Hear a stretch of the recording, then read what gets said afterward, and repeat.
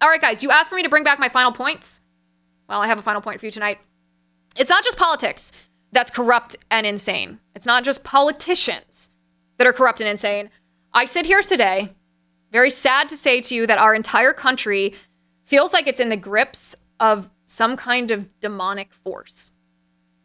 From the transgender ideology being targeted at our children, to abortion, to critical race theory that tells white children that they are inherently racist because of the color of their skin, and tells black children that they are inherently oppressed because of the color of their skin,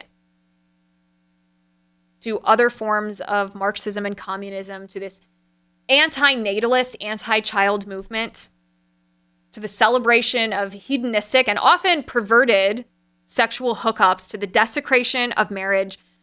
You look at this cultural landscape and you think, really, what is happening? Are politicians actually that powerful enough to wreak this havoc on us? Well, according to an exorcist named Father Chad Ripperger, the answer to that is no. Politicians are not powerful enough on their own to propagate the evil that we are seeing in our society today. According to Father Ripperger, there are 5 demons who are controlling our culture. And when you know what the demons are, it's chilling. Take a look at this. Underneath Satan, there are what we call the 5 generals.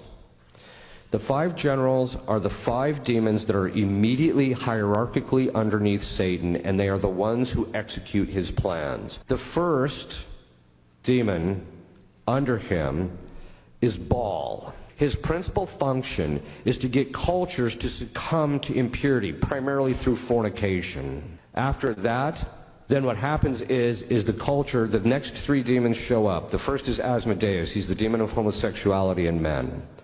Then there's the demon of Leviathan, which is the demon of homosexuality in men, but of the masculine kind. These are the women who are heavy on the heels, we would say. Okay. Then there is the spirit of Lilith, which is the more seductive form of female homosexuality. Once you have fornication, you end up with contraception, and then the upshot of that is homosexuality and then abortion. Baphomet is the 5th one, and he's the demon of child sacrifice, abortion. In our culture, think of this. They shot down the fornication laws, and so they delivered us into the hands of Baal. Then they had Roe versus Wade and delivered us into the hands of Baphomet.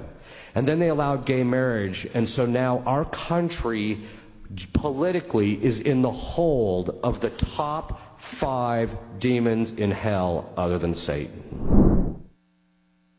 And some of y'all wonder why we start our show with the St. Michael prayer every day. And that's my final point. Thank you for watching. Thank you for listening. If you haven't signed up for my newsletter, go to LizWheelerNewsletter.com. That's LizWheelerNewsletter.com.